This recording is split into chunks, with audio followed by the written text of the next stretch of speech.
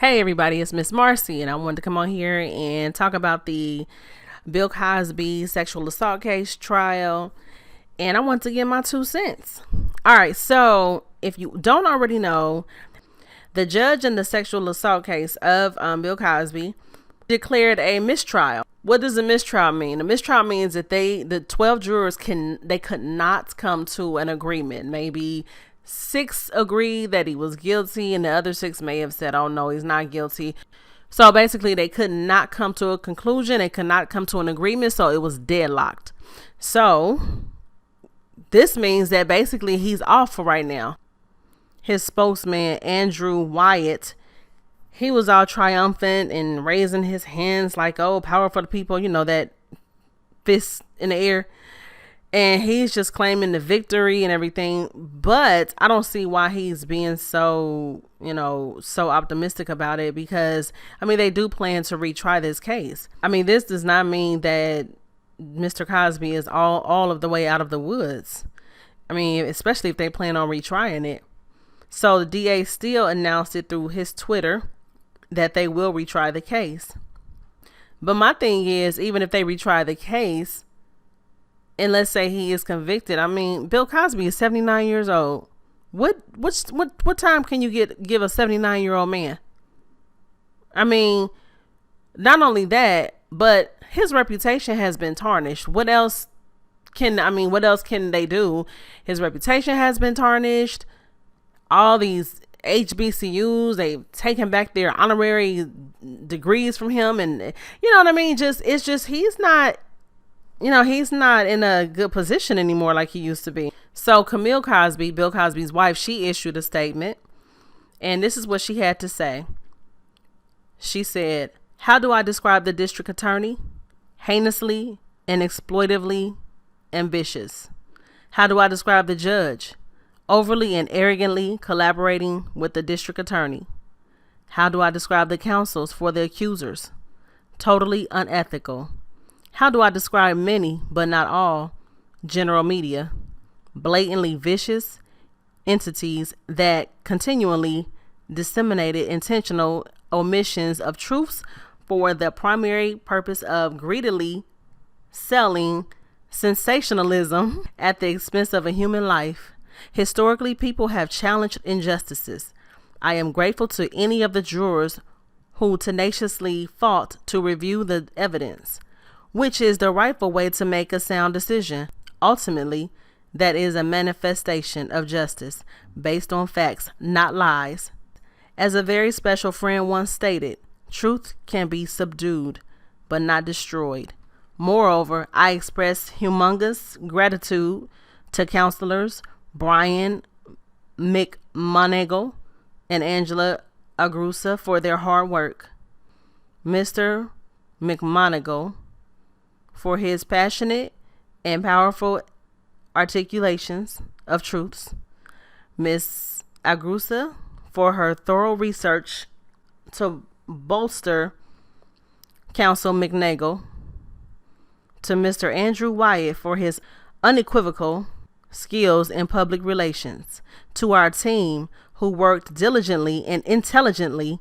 To our staffs for their continuous commitment to our family and me, and to our children, grandchildren, and other family who loves us, and to our dear friends and supporters who never gave up on us despite it all. Camille Cosby. As a wife should, she's standing by her man, and all of that is great and everything. However, it just does not mean that her husband is out of the woods. It just doesn't. And I just want to say that this case, to me, like I said before, some of these women do sound like they are just jumping on the bandwagon and just trying to say something. And maybe it's some money involved. I don't know. But then others do seem like it could be, my thing is, like I said in my last video, where there's smoke, there's fire. I don't believe that all of these 60 women who have claimed sexual misconduct by the hands of Mr. Cosby, I don't believe all of them are lying. I just don't. That's too many women. And they basically echo the same accusations. Pills are involved. This man must have a thing for pills and knocking women out, allegedly. I mean, but damn, it don't even have to be allegedly, because in one of the depositions, he actually admitted that he did give the girl Quaaludes, which are the pills that, you know, knock you out or whatever. So, I mean, how can this be 100% false? So, again, I can't 100% say that he's innocent. I can't 100% say that he's guilty. But if they go to retry the case, I mean, I'm pretty sure they're going to try to come back with a guilty verdict. I'm pretty sure they are going to. I mean, honestly, I don't think he should go to jail. He's too old. He's 79 years old. Come on. Now, let me tell y'all another part of this case that I thought was some bullshit. One of Bill Cosby's male jurors said that Andrea Constand should have been dressed properly when she visited him at his mansion years ago. Basically saying that she misled Mr. Cosby into thinking that maybe she wanted to have sex with him. And I just think that that's crazy. It's a crazy thing to say. Because regardless of what a woman is wearing, you know, if he really did have unconsensual sex with her, no woman deserves that. I don't care what she's wearing. She does not deserve to get raped or drugged or anything like that. So I felt like that statement from that juror was like just tomfoolery. They said she showed up at Mr. Cosby's house wearing clothing that exposed some of her midriff. And she came over with incense. And she came over with some bath salts.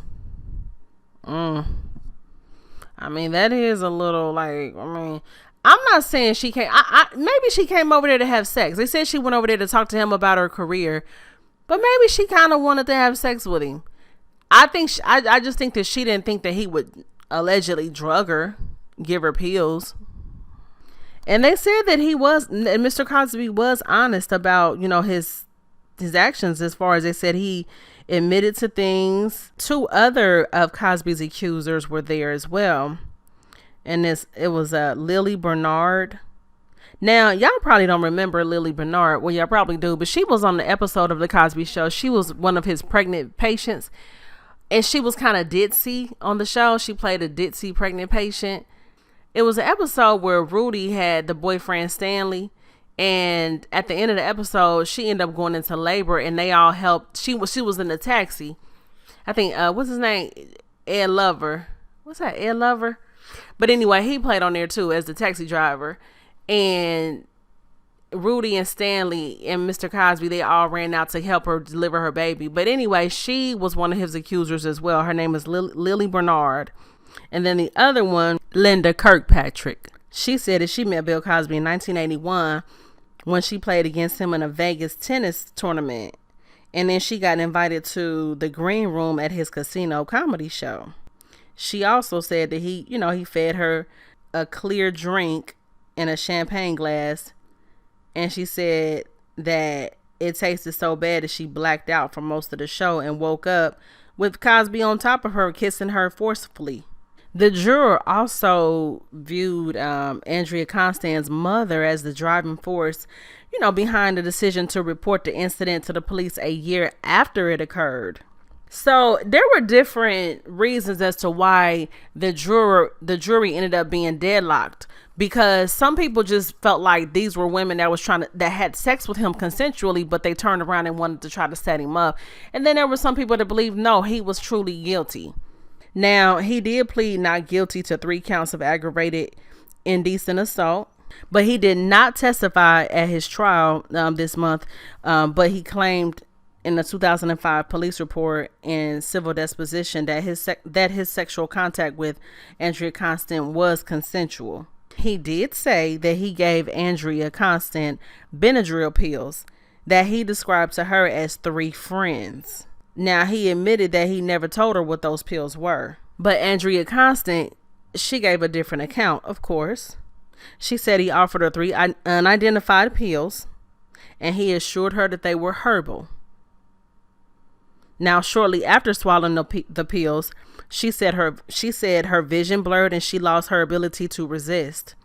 And she said that she felt powerless as Cosby groped her breasts and penetrated her with his fingers and forced her to touch his penis. You know what? Ain't no telling what the hell happened. I'm telling you. I mean, this trial, this whole thing, on the one hand, it make you want to look at him like he was just a dirty old man. Then on the other hand, it's like, are these women just, kind of fabricating some stuff? Are they? I don't know. But all I know is, as of right now, it's been declared a mistrial. So all we can do at this point is wait and see how this thing plays out when they decide to go ahead and retry the whole situation.